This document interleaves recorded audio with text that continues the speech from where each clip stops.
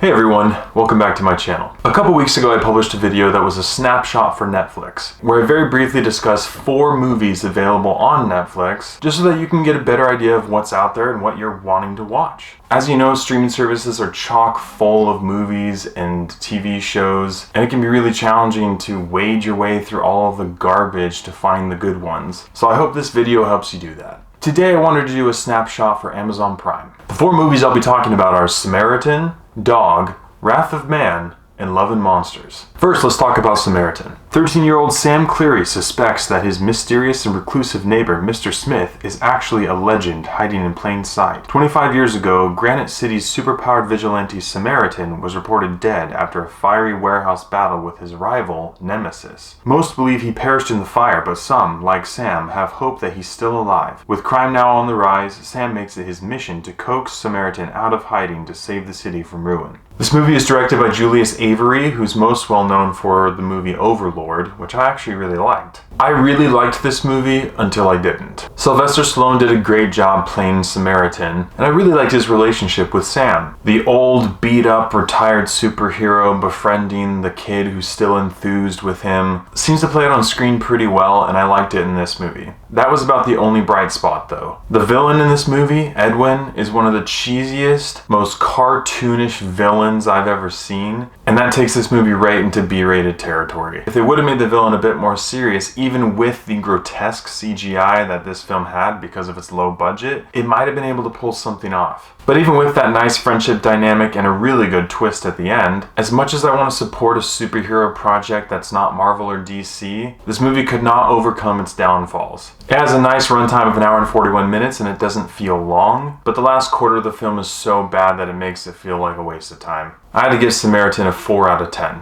Number 2 is Dog. With a dog named Lulu by his side, Army Ranger Briggs races down the Pacific coast to make it to a soldier's funeral on time. Along the way, Briggs and Lulu drive each other completely crazy, break a handful of laws, narrowly evade death, and learn to let down their guards to have a fighting chance of finding happiness. Dog is 1 hour and 41 minutes long and is directed by Channing Tatum himself. While there is some mature content in this movie, along with some profanity and some sexual comments here and there, I found myself laughing a lot. The relationship, character development, and character progression of Briggs and Lulu together is something that's really fun to watch on screen, and the plot progressed really naturally and nicely throughout the film. While tackling some harder topics, this movie was light and funny, and was a really well-made, feel-good movie, so I had to give Dog an 8 out of 10. Number 3 is Wrath of Man. Mysterious and wild-eyed, a new security guard for a cash truck surprises his coworkers when he unleashes precision skills during a heist. The crew is left wondering who he is and where he came from.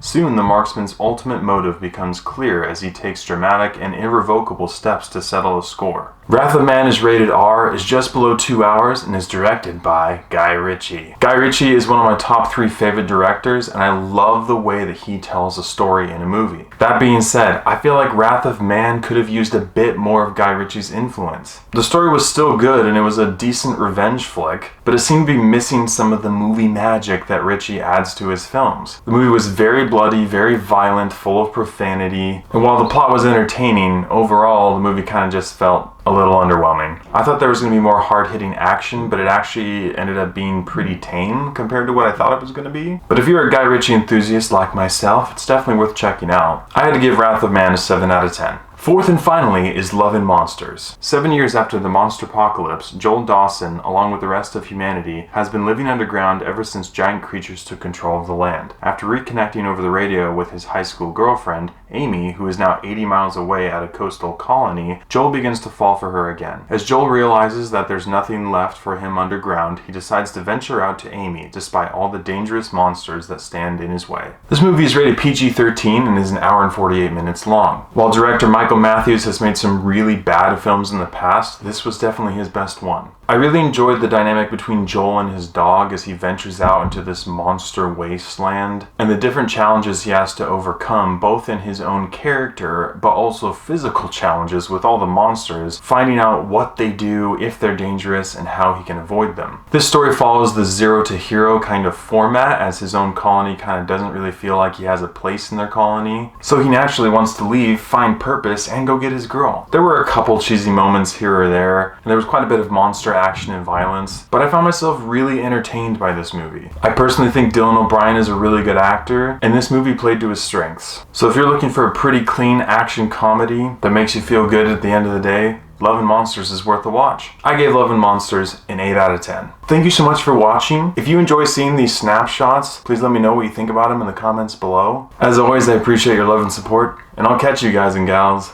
in the next one.